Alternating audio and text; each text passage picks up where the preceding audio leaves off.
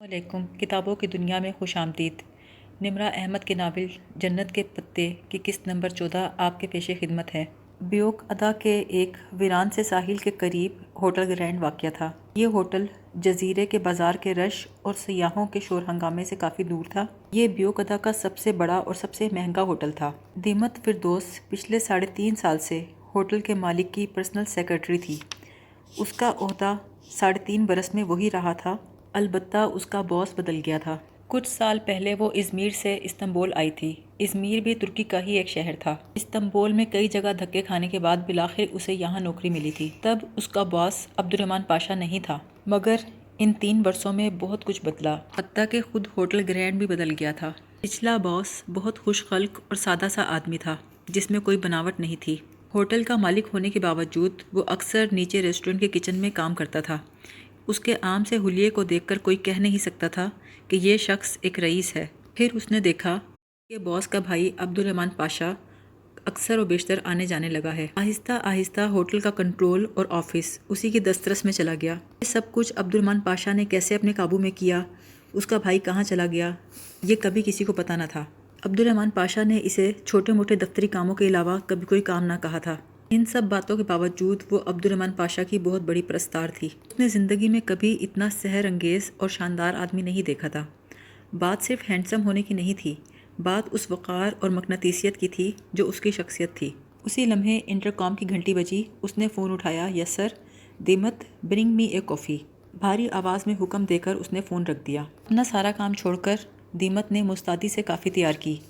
کی ٹرے اٹھا کر اس نے عبد الرحمن پاشا کے شاندار آفس کا دروازہ کھولا۔ ریوالونگ چیئر پر عبد الرحمن پاشا بیٹھا تھا۔ اس کے سامنے چمکتی ہوئی شیشے والی میز رکھی تھی جس پر اس نے کافی کی ٹرے رکھی۔ السلام علیکم sir and welcome back. Thanks sir, آپ کچھ اور لیں گے؟ میرے کوٹ پر داغ لگ گیا ہے، اسے صاف کر لاؤ۔ جی سر۔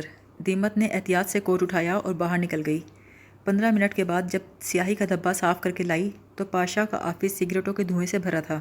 اس کی کافی جو کی تور رکھی تھی۔ ایشٹرے میں راکھ کے ٹکڑے بہت زیادہ تھے۔ سر سب ٹھیک تو ہے؟ کیا میں آپ کی کوئی مدد کر سکتی ہوں؟ اس نے یہ بات پیشہ ورانہ تکلف میں نہیں بلکہ تفکر کے ساتھ کہی۔ اسے معلوم تھا وہ جواب میں تھینکس کہہ کر اسے واپس جانے کو کہے گا، لیکن اس کے برعکس وہ بولا بیٹھو۔ اپنی حیرت چھپا کر دیمت بیٹھ گئی۔ وہ بولا کسی غیر ملکی کو ترکی سے واپس بھیجنا ہو تو کیا کیا جائے؟ دیمت بولی سر، کوئی غیر ملکی اگر ترکی میں رہ رہا ہو تو یقیناً کسی وجہ سے رہ رہا ہوگا۔ اسے جس چیز کی کشش ترکی میں نظر آ رہی ہے اس چیز کو ختم کر دینا چاہیے۔ وہ بولا اگر کشش کسی انسان کی ہو، مثلاً ہسبینڈ کی، تو تب اس کشش کو ختم کر دینا چاہیے۔ یہ کیسے ہو؟ دیمت بولی سر، کوئی عورت اپنے شوہر کو صرف تب چھوڑتی ہے جب اسے لگے کہ اس کے شوہر نے دھوکہ دیا ہے۔ بدگمان ہوئے بغیر عورت کبھی اپنے شوہر کو نہیں چھوڑتی۔ تو دیمت تمہارے کہنے کا مطلب ہے کہ کوئی اس عورت کو اس کے شوہر کے خلاف بہکائے، لیکن وہ کیوں کسی کی بات پہ یقین کرے گی؟ اور کوئی شوہر اپنے دھوکے بدعمالیوں کی داستان اپنی بیوی کو کیسے سنائے گا؟ سر، اگر اس کا شوہر اپنی بدعمالیوں کی باتیں کسی اور سے کہہ رہا ہو اور ٹائمنگ بالکل صحیح رکھی جائے، اس کی بیوی کے علم میں لائے بغیر وہ اس کی باتیں سن لے معصوم سے اتفاق سے، تو یقیناً وہ بدگمان ہو جائے گی۔ عبد الرحمن پاشا کے چہرے پہ مسکراہٹ آ گئی۔ دیمت، جو کام میں پچھلے کئی ماہ میں نہیں کر سکا وہ تم نے 5 منٹ میں سمجھا دیا، تھینک یو۔ دیمت کا دل خوشی سے بھر گیا، اگرچہ وہ اندر سے جانتی تھی کہ کسی بیوی کو اس کے شوہر سے بدظن کرنے کی سازش کرنا یہ ایک غلط کام ہے، مگر عبد الرحمن کا شکریہ اسے ہر شے سے اچھا لگا۔ اتنے میں وہ بولا تمہارا شوہر کیسا ہے؟ ابھی تک وینٹ پر ہے؟ جی سر، کچھ عرصے سے اس کا شوہر وینٹیلیٹر پر تھا ایک حادثے کے بعد سے۔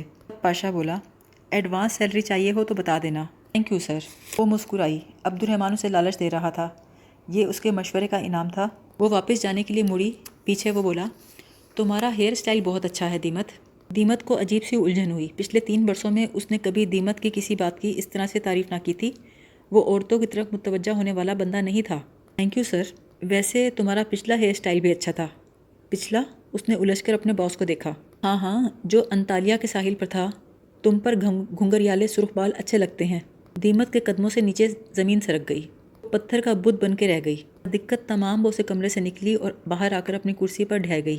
انطالیہ کا ساحل، سرخ گھنگریالے بال، وہ ماضی تھا جس کے لیے وہ ازمیر چھوڑ کر استنبول آئی تھی۔ 6 سال پہلے اس نے ایک ایکس ریٹ میگزین کے لیے ماڈلنگ کی تھی۔ وہ میگزین بہت بدنام زمانہ تھا اور صرف انطالیہ میں چھپتا تھا، وہاں سے باہر نہیں جاتا تھا۔ لیکن ان دنوں دیمت کو پیسوں کی بہت ضرورت تھی اور وہ اس رات نشے میں تھی۔ بعد میں اس کو بڑی شرمندگی ہوئی۔ اس نے وہ شہر، وہ جگہ سب چھوڑ دیا۔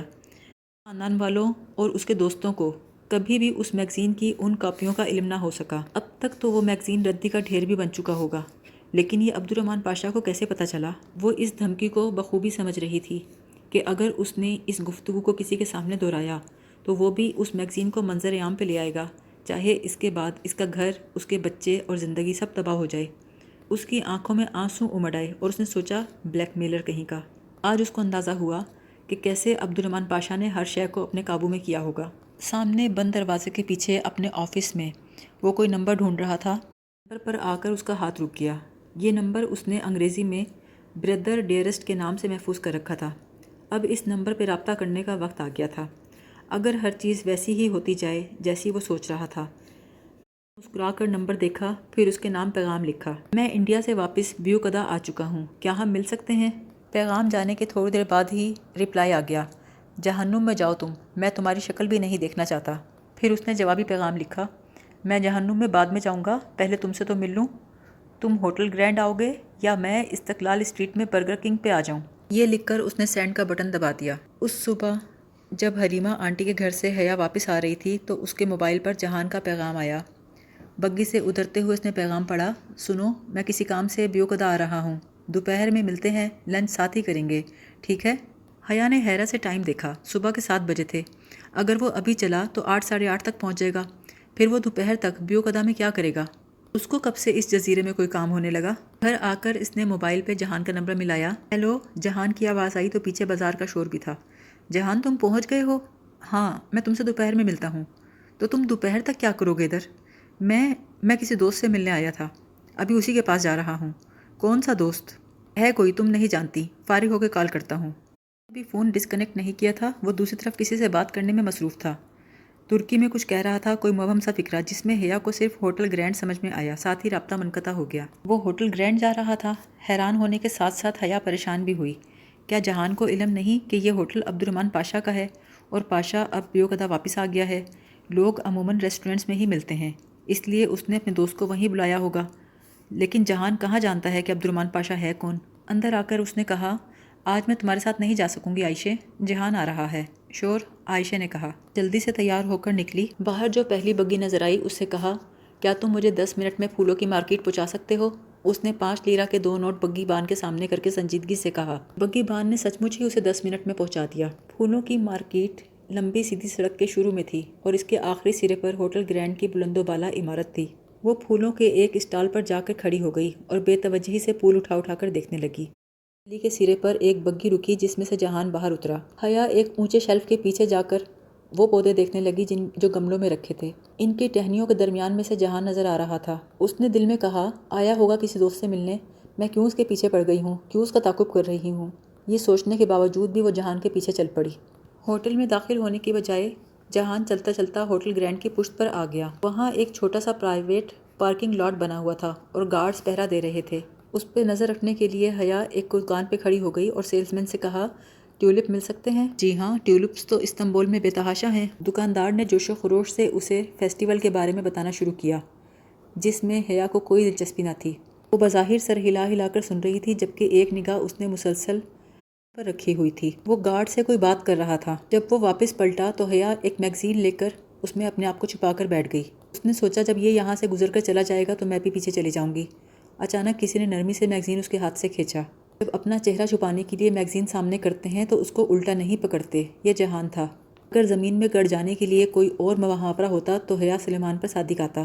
وہ بوکھلا گئی اور بولی، تم یہاں کیا کر رہے ہو؟ جواباً جہان نے مسکرا کر کہا، تم بتاؤ تم ادھر کیا کر رہی ہو؟ کیا میرے پیچھے آئی ہو؟ نہیں، تمہارے پیچھے کیوں؟ میں ایک کام سے آئی تھی۔ واقعی؟ ہاں، میں اس علاقے پہ ایک رپورٹ لکھ رہی ہوں۔ حالانکہ ایک دوست ہے جرنلسٹ، اس نے مجھے کہا تھا لکھنے کے لیے۔ جہان نے اس کے ہاتھوں کی طرف دیکھا۔ اور تم کاغذ کے بغیر ہی رپورٹ لکھ رہی ہو؟ ارے نوٹ بک کہاں گئی؟ ابھی تو یہاں رکھی تھی۔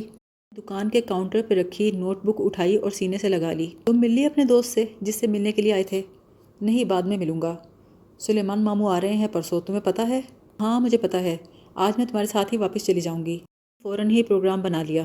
ابا نے جب کاروباری ٹرپ کا ذکر کیا تھا تبھی اس نے استنبول جانے کا ارادہ کر لیا تھا۔ اب جہان کے آنے سے آسانی ہو گئی کیونکہ اس سے زیادہ چھٹیاں وہ افورڈ نہیں کر سکتی تھی۔ عیسیٰ کی پہاڑی پتہ نہیں کس طرف تھی، جہان نے کہا۔ یہ کیسے ہو گیا کہ جہان سکندر کو اپنے ترکی کے راستے بھول گئے؟ جہان سے نکل کر جہان کے ساتھ ساتھ چلنے لگی۔ جہان بولا، جہان سکندر جب بیوک ادا تمہارے اور ڈی جے کے ساتھ آیا تھا تو اس وقت وہ 2 سال کے بعد آیا تھا۔ ہاں، اور اس وقت بھی تم ڈی جے کے فون کرنے پر مشکل سے راضی ہوئے تھے۔ حیا، تم اس وقت ڈی جے کے ساتھ بیٹھی ہماری باتیں سن رہی تھی، جبکہ مجھے تو ڈی جے نے بتایا تھا کہ تم مصروف ہو۔ حیا کو بڑی حیرت ہوئی، جہان کو اتنی پرانی بات اتنی جزیات کے ساتھ یاد تھی۔ یوں ہی باتیں کرتے کرتے وہ عیسیٰ کی پہاڑی کی چوٹی پر پہنچ گئے۔ یہ چوٹی کسی سرسبز لان کی طرح چپٹی اور گھاس سے ڈھکی ہوئی تھی۔ فاصلے فاصلے پر درخت تھے، جیسے کسی یونیورسٹی کا کیمپس کا لان ہو۔ ایک طرف چوکور لکڑی کی عظیم الشان عمارت تھی۔ یہ ایک قدیم یونانی یتیم خانہ تھا جس کو دیکھنے کے لیے لوگ دور دور سے عیسیٰ کی پہاڑی پر آتے تھے۔ وہ دونوں ایک درخت کے نیچے آ بیٹھے۔ جہان، کبھی تم نے اپنی جلد پر جلنے کا زخم محسوس کیا ہے؟ بولا، یہ غریب شیف دن میں کئی بار ہاتھ جلاتا ہے میڈم۔ اس نے ایک نگاہ جہان پر ڈالی۔ یہ تو سوال ہی ضائع گیا، یہ بات اسے میجر احمد سے پوچھنی چاہیے تھی۔ تم ہر وقت اپنے آپ کو اتنا غریب کیوں کہتے ہو؟ تک لال اسٹریٹ میں تمہارا ریسٹورنٹ ہے، جہانگیر میں تمہارا گھر ہے، اور جس روز ہم پاکستان میں آئے تھے میں نے دیکھا تھا ایک سے بڑھ کر ایک قیمتی گیجٹ تمہارے کمرے میں رکھا تھا۔ اب یہ نہ کہنا وہ سب بھی تمہیں دوست نے گفٹ کیے تھے۔ شرمندہ ہوئے بغیر ڈھٹائی سے بولا، تم زخم کی بات کر رہی تھی نا؟ اچھا بتاؤ، تمہاری گردن کا زخم ٹھیک ہوا؟ میرے زخم بہت ہیں اور میں نے ان کا شمار چھوڑ دیا ہے، وہ تلخی سے بولی۔ مسکراتے ہوئے بولا، اچھا دکھاؤ تو تمہاری رپورٹ کہاں تک پہنچی؟ بہت دور تک پہنچی ہے، سننا چاہو گے؟ ہاں ہاں، میں بھی تو سنوں۔ تم نے اس بیچارے دکاندار سے پھولوں کے متعلق کون سا راز اگلوا لیا ہے؟ جہان، میں پھولوں کے متعلق نہیں، عبد الرحمن پاشا، اس کے گمشدہ بھائی اور ہوٹل گرینڈ کے بارے میں رپورٹ لکھ رہی ہوں۔ زندگی میں پہلی بار اس نے جہان کے چہرے کا رنگ اڑتا ہوا دیکھا۔ حیا، تم مذاق کر رہی ہو؟ نہیں، یہ مت کہنا کہ استنبول میں عبد الرحمن پاشا نام کا کوئی آدمی ہے ہی نہیں۔ وہ ہے، اور ہوٹل گرینڈ کا مالک ہے، اور تم جانتے ہو اس ہوٹل کا اصل مالک کون تھا؟ چاپ اسے دیکھ رہا تھا۔ وہ بولی، اس کا چھوٹا بھائی، عبد الرحمن کا ایک چھوٹا بھائی تھا جو اچانک 1.5-2 سال پہلے منظر عام سے غائب ہو گیا۔ اگر آج وہ ادھر ہوتا تو عبد الرحمن پاشا اتنا مضبوط اور ناقابل شکست نہ بن جاتا۔ میں وہ وجہ ڈھونڈ رہی ہوں جس کے باعث اس کا بھائی یوں روپوش ہو گیا ہے۔ تم یہ سب جان کر کیا کرو گی حیا؟ میں یہ اسٹوری حالے کو دوں گی اور وہ اپنی صحافی دوست کو دے گی۔ اگر یہ چیز ایک دفعہ میڈیا کے ہاتھ لگ جائے تو پریشر کے باعث یا تو عبد الرحمن اپنے بھائی کو سامنے پیش کرے گا یا میڈیا۔ لیکن حیا، تم اس کے بھائی کو منظر عام پہ لا کر کیا کرو گی؟ جہان، میں چاہتی ہوں لوگ اس غلط فہمی سے نکل آئیں کہ عبد الرحمن پاشا کسی بہت بڑی چیز کا نام ہے۔ یقین کرو، میں نے اس معاملے پہ بہت تحقیق کی ہے۔ یہ کچھ بھی نہیں ہے پاشا، محض ایک جعلی پروپیگنڈا ہے۔ بعض لوگ خود کو طاقتور کہلا کر اپنی انا کو تسکین پہنچاتے ہیں۔ میں قانون پڑھ رہی ہوں، مجھے ان باریکیوں کا پتہ ہے۔ اوہ، اچھا ہوا تم نے بتا دیا تم قانون پڑھ رہی ہو، ورنہ میں تو اب تک بھول ہی چکا تھا۔ جہان، تم سوچ بھی نہیں سکتے، جب میڈیا میں یہ بات آئے گی کہ ہوٹل گرینڈ کا اصلی مالک یونان میں نہیں بلکہ کسی چھوٹی سی جگہ پر گمنامی کی زندگی جی رہا ہے تو اس بات کو کتنا اچھالا جائے گا۔ اسٹاپ دس حیا، وہ جھنجھلا گیا۔ تم کو کیا ضرورت ہے پرائی مسئلے میں پڑھنے کی؟ چلو یہاں سے چلتے ہیں، مجھے واپس کام پر بھی پہنچنا ہے۔ وہ ایک دم ہی اٹھ کے کھڑا ہو گیا۔ تم کو اپنے دوست سے نہیں ملنا؟ نہیں، پھر کبھی مل لوں گا، مجھے سامان پیک کرنے میں ذرا وقت لگے گا۔ روڈ پہ میرا انتظار کرنا، میں سامان لے کر آ جاؤں گی۔ میں تمہارے ساتھ ہی چلتا ہوں حیا، تمہاری دوست کے گھر۔ نہیں نہیں، تم بور ہو جاؤ گے، مجھے ساتھ والی آنٹی سے کچھ چیزیں بھی لینی ہیں، کافی وقت لگ جائے گا۔ میں تمہیں پورٹ پہ ملوں گی۔ چاہتی تھی کہ جہان اس کے ساتھ عائشہ گل کے گھر تک جائے، کیونکہ اس گھر کے باہر تختی کے اوپر AR پاشا لکھا تھا۔ جہان نے زیادہ اصرار نہ کیا، سر جھکا کر ایک طرف چل پڑا۔ وہ کسی بات پہ الجھا ہوا سا لگ رہا تھا۔ آ کر اس نے سامان پیک کیا اور جلدی بندرگاہ کی طرف روانہ ہو گئی۔ اس کے جانے کے بعد عائشہ نے عبد الرحمن پاشا کو SMS کر دیا کہ حیا چلی گئی ہے اور کل رات آنے بھی آ گئی تھی، اب وہ چاہے تو گھر آ سکتا ہے۔ سو وہ آ گیا تھا۔ اس وقت گول زینہ چڑھ کر اوپر جا رہا تھا۔ اس کے جوتوں کی دھمک سن کر کچن میں کام کرتی عائشہ نے سبزی ایک طرف رکھی۔ گھر میں جوتوں سمیت صرف عبد الرحمن ہی گھومتا تھا۔ وہ مڈل کلاس ترکوں کی طرح گھر سے باہر جوتے نہیں اتارتا تھا، بلکہ استنبول کی ایلیٹ کلاس کی طرح قالین پر جوتے پہن کر چلتا تھا۔ عائشہ نے جا کر سلام کیا۔ وعلیکم۔ تم کب آئے؟ ابھی۔ کیا ڈھونڈ رہے ہو؟ کچھ پیپرز تھے، ایک کتاب۔ تم ابھی تک مجھ سے ناراض ہو؟ نہیں، دیکھو میرا وہ مطلب نہیں تھا، میں نے جو بھی کہا تھا آنے کے لیے کہا تھا۔ عائشہ، میرے معاملات میں مت بولا کرو۔ آنے کدھر ہیں؟ وہ سو گئی ہیں۔ عائشہ کچن کی طرف پلٹ گئی۔ عبد الرحمن نے اسٹڈی میں جا کر کچھ کتابیں نکالی۔ اچانک اس کی نگاہ ایک سیاہی مائل پزل باکس پہ پڑی جس کی 3 اطراف جلی ہوئی لگتی تھیں اور ان پر سنہری حروف ابھرے ہوئے تھے۔ وہ پزل باکس اٹھائے بہارے کے پاس آیا۔ بہارے، یہ کس کا ہے؟ اوہ یہ تو حیا کا ہے، وہ یہیں بھول گئی۔ کل اس کا کزن آیا تھا نا تو اسے جلدی جلدی جانا پڑا۔ بہارے کیا تم اس کو کھول سکتی ہو؟ نہیں، اس کی پہیلی تو ابھی حیا حل نہیں کر سکی تھی، کیا تم حل کر سکتے ہو؟ شاید کر لوں، مگر بہارے گل، یہ باکس میرے پاس ہے، یہ بات میرے اور تمہارے درمیان راز ہے، تم حیا کو یا عائشہ کو نہیں بتانا۔ ٹھیک ہے۔ وہ سر ہلا کر واپس چلا گیا۔ بہارے اپنی کتابیں چھوڑ کر اس کے پیچھے آئی۔ جب تک اندر آئی عبد الرحمن اوپر جا چکا تھا۔ وہ دبے پاؤں زینہ چڑھنے لگی۔ تیسری منزل پر عبد الرحمن کے کمرے کا دروازہ آدھا کھلا تھا۔ بہارے نے چوکھٹ کے قریب سر نکال کر جھانکا۔ عبد الرحمن پزل باکس کو الماری میں رکھ رہا تھا۔ الماری کا پٹ بند کر کے اس نے لاک لگایا اور چابی بیڈ کے سائڈ ٹیبل کے دراز میں ڈال دی۔ بہارے پیچھے ہٹی اور بلی کی طرح چلتی واپس آ گئی۔ اس کا ننھا سا دماغ یہ سمجھنے سے قاصر تھا کہ عبد الرحمن نے وہ باکس کیوں رکھ لیا تھا۔ ابا آج صبح پہنچے تھے اور اب مرمرہ ہوٹل میں تھے۔ حیا اور ڈی جے نے یہ شاندار ہوٹل سے باہر سے دیکھا تھا۔ اس وقت اگر ڈی جے ہوتی تو وہ دونوں بہت انجوائے کرتی۔ رات کو حیا انجم باجی اور حالے کے پاس ہی رک گئی تھی۔ صبح اس نے مرمرہ ہوٹل جا کر ابا سے ملنا تھا۔ تیار ہو کر اس نے پرفیوم اٹھایا۔ اس کے دماغ میں بہارے کی آواز گونجی، اچھی لڑکیاں اتنا تیز پرفیوم لگا کر باہر نہیں نکلتی۔ وہ ایک دم رک گئی۔ اس نے دوپٹہ ٹھیک سے پھیلایا، کھلے بالوں کو کندھے پہ ڈال کر باہر نکلی۔ اس کے دماغ میں دوبارہ آواز آئی، اچھی لڑکیاں بال کھول کر باہر نہیں جاتی، اچھی لڑکیاں اللہ تعالیٰ کی ہر بات مانتی ہیں۔ ہاسٹل سے باہر جانے کی بجائے وہ انجم باجی کے کمرے میں آ گئی۔ انجم باجی، میرے بالوں کی فرینچ ٹیل بنا دیں۔ شور حیا، ادھر بیٹھو۔ حیا، تمہارے بالوں کو کیا ہوا ہے؟ انہوں نے حیرت سے کہا، کیا ہوا ہے؟ ہماری اسکلپ کی جلد کا رنگ ایسا سرخ بھورا ہو رہا ہے جیسے چھالے نکلے ہوئے ہوں۔ وہ ایک شیمپو ریئیکٹ کر گیا تھا، یہ ابھی چند دن میں ٹھیک ہو جائے گا۔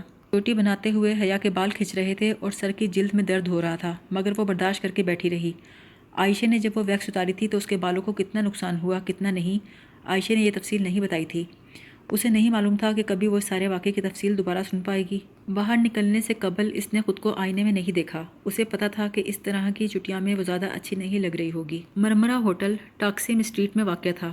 شیشوں سے ڈھکی بلند و بالا عمارت تھی، گویا کوئی اونچا سا ٹاور ہو۔ پتلی ہیل پہنے ہوئے پراعتماد انداز میں چلتی ہوئی حیا سامنے آئی۔ ابھی میں ابا کھڑے تھے، اسے دور سے ہی نظر آ گئے۔ ان کے ساتھ دو اور لوگ بھی تھے، لغاری انکل اور ولید لغاری۔ حیا ایک دم رکی، ابا کی طرف جانے کی بجائے ایک راہداری میں مڑ گئی۔ ایک قابل نفرت شخص یہاں کہاں سے آ گیا؟ وہ اس کا سامنا کیسے کرے اور کیا کرے؟ اسے کچھ سمجھ نہیں آ رہا تھا۔ بس وہ دیکھے بنا لیڈیز روم کی طرف آ گئی۔ اسے وہ وقت یاد آیا جب ولید نے اس کا دوپٹہ کھینچا تھا۔ اس کی گردن پہ رگڑ آ گئی تھی، ڈولی کا کھردرا ہاتھ، اس کا فرائنگ پین، مگر یہاں کوئی ڈولی نہیں تھا جو اس کی مدد کے لیے آ جاتا۔ وہ اکیلی تھی، کس سے مدد مانگے؟ اس نے جلدی سے موبائل پہ جہان کا نمبر ملایا۔ 5ویں گھنٹی پر جہان نے فون اٹھایا اور بولا، آپ کا مطلوبہ نمبر اس وقت سو رہا ہے، برائے مہربانی کافی دیر بعد رابطہ کریں، شکریہ۔ جہان اٹھو اور میری بات سنو، میں بہت تھکا ہوا ہوں، مجھے سونے دو۔ جہنم میں گئے تم اور تمہارا ریسٹورنٹ، اسی وقت ہوٹل مرمرہ پہنچو۔ ابا آئے ہوئے ہیں اور ساتھ ان کے دوست وغیرہ بھی ہیں، مجھے اکیلے ان سے ملنا اچھا نہیں لگ رہا۔ میں نہیں آ رہا، مجھے آرام کرنے دو۔ ٹھیک ہے، جہنم میں جاؤ، تم بھی اور تمہارا ریسٹورنٹ بھی۔ جن لوگوں نے تمہارے ریسٹورنٹ میں توڑ پھوڑ کی تھی نا، بہت اچھا کیا تھا، تم ہو ہی اسی قابل۔ حیا نے اپنا دوپٹہ سر پر رکھ کر چہرے کے گرد تنگ حالہ بنا کر پلو دائیں کاندھے پر ڈال لیا۔ اس کے کندھے، کلائیاں، آستین سب دوپٹے میں چھپ گیا تھا۔ مگر کیا وہ اچھی لگ رہی تھی؟ شاید نہیں، لیکن کس کو؟ کسی نے اس سے پوچھا اور ایک دم اس کا دل پرسکون ہو گیا۔ اس وقت وہ لوگوں کو اچھی لگنا بھی نہیں چاہتی تھی، اور یہ سب وہ اللہ کو راضی کرنے کے لیے بھی نہیں کر رہی تھی، وہ تو شاید صرف اپنا دفاع کر رہی تھی۔ پیچھے سے جا کر اس نے پکارا، ابا، او مائی چائلڈ۔ ابا خوشی سے آگے بڑھے۔ اس نے کچھ فاصلے سے لغاری انکل کو سلام کیا۔ بیٹا، یہ لغاری ہیں میرے دوست اور یہ ان کے صاحبزادے ہیں ولید۔ مجھے تو آپ جانتی ہوں گی، ہم پہلے مل چکے ہیں۔ ولید نے معنی خیز مسکراہٹ کے ساتھ کہا، مجھے یاد نہیں، میں ہر کسی کو یاد نہیں رکھتی۔ اس کی بات کا جواب سننے سے پہلے ہی وہ ابا کی طرف مڑی اور بولی، آپ کو کدھر لے کر جاؤں ابا؟ استنبول کی سیر آپ کہاں سے شروع کرنا چاہیں گے؟ میرا خیال ہے انکل استقلال اسٹریٹ چلتے ہیں، اس رونق کے بارے میں بہت سنا ہوا ہے۔ اشارہ استقلال اسٹریٹ کے کلبز اور بارز کی طرف تھا۔ لیکن ابا بولے، حیا جہاں تم کہو، تم زیادہ جانتی ہوں گی استنبول کو۔ ابا نیلی مسجد چلتے ہیں، میں جہان کو بھی بتا دوں؟ اس نے وہیں کھڑے کھڑے موبائل پہ جہان کو میسج کیا، جہان، آیا صوفیہ ٹاپ کپی محل اور بلو موسک جانا ہے، تم پہنچ جاؤ، اگر تم نہ آئے میں تم سے کبھی بات نہیں کروں گی۔ اسی وقت جہان کا رپلائی آیا، یہ بات اسٹامپ پیپر پہ لکھ کر دو۔ فائن، اب میں تم سے کبھی بات نہیں کروں گی۔ کیا صرف ٹیکسٹ کیا کرو گی؟ آیا صوفیہ اور ٹاپ کپی پیلس ساتھ ساتھ ہی تھے۔ ان کے سامنے سڑک کی دوسری جانب استنبول کی مشہور مسجد نیلی مسجد تھی۔ پچھلی دفعہ ڈی جے کی طبیعت اور جہان کی دونوں ہی کی خراب ہوئی تو نیلی مسجد دیکھنے سے رہ گئے تھے۔ باہر سے اس کے گنبد یوں دکھتے تھے گویا چھوٹے چھوٹے پیالے الٹے رکھے ہوں۔ مسجد کے احاطے کے آگے گیٹ تھا، اس کے باہر قطار میں بینچ لگے تھے، ہر دو بینچوں کے درمیان ایک میز تھی اور لغاری انکل آپس میں باتیں کر رہے تھے۔ ولید اس کے سامنے بیٹھا تھا۔ بولے تم لوگ بیٹھو، ہم ابھی آتے ہیں۔ یہ کہہ کر وہ لغاری انکل کے ساتھ کہیں چلے گئے۔ وہ نہ چاہتے ہوئے بھی بیٹھی رہ گئی۔ ابا کو بھی ترکی آ کر اتا ترک ہو گیا تھا۔ پاکستان ہوتا تو کیا وہ یوں اپنی بیٹی کو دوست کے بیٹے کے ساتھ بیٹھا چھوڑ جاتے؟ وہ طنزیہ انداز میں مسکرا کر اسے دیکھ رہا تھا۔ تو میں واقعی آپ کو یاد نہیں؟ جی میرے ابا کے دوستوں کے پاس بہت سے کتے ہیں، مجھے کسی ایک کتے کا بھی نام یاد نہیں۔ وہ جواباً اسی ڈٹائی سے مسکرائے گیا اور بولا بہت نیک ہو گئی ہیں آپ، مگر اس سرخ رنگ میں آپ بہت اچھی لگتی تھیں۔ کچھ کھائیں گی آپ؟ کیا پسند ہے آپ کو؟ آیا بولی آپ کو کیا پسند ہے کھانے میں؟ Frying pan? وہ پھر بھی ڈٹائی سے بولا گاڑی نہیں ہے ورنہ آپ کے ساتھ ڈرائیو پہ جانا مجھے اچھا لگتا۔ اتنے میں اس کی نگاہ سامنے پڑی، جہان مسکراتا ہوا ادھر ہی آ رہا تھا۔ وہ بے اختیار اٹھی، گود میں رکھا موبائل زمین پہ گرا۔ موبائل کی سکرین پہ بڑی سی خراش آ گئی تھی۔ اتنے میں جہان یہیں پہنچ گیا۔ جہان یہ ابا کے دوست کے بیٹے ہیں، ابا ابھی ان کے والد کے ساتھ۔ ارے وہ لو آ گئے۔ جہان کو دیکھ کر ابا کے چہرے پہ خوشگوار سی حیرت ابھری۔ سوری ماموں، میں ایئرپورٹ پر نہیں آ سکا، ممی نے بتایا تھا کہ آپ نے خود منع کر دیا تھا۔ اٹس اوکے بیٹا، ہمیں آفیشلی پک کر لیا گیا تھا، اسی لیے میں نے سبین کو منع کر دیا تھا۔ لغاری انکل اور ولید استفہامیہ نظروں سے دیکھ رہے تھے۔ جہان بولا میں جہان سکندر ہوں، سلیمان ماموں کا بھانجا اور داماد، حیا کا ہسبینڈ۔ حیا کو لگا کسی نے مرمرہ کا پورا سمندر اٹھا کر اس کے سر پر تھال کی طرح انڈیل دیا ہے، اور پانی کی اس بوچھاڑ میں وہ سن سی ہوئی جہان کو دیکھ رہی تھی۔ جس رشتے کے متعلق پوچھنے کی کسی میں ہمت نہ تھی، اس رشتے کا اقرار یوں اس منظرنامے میں ہوگا، اس نے کبھی تصور بھی نہیں کیا تھا۔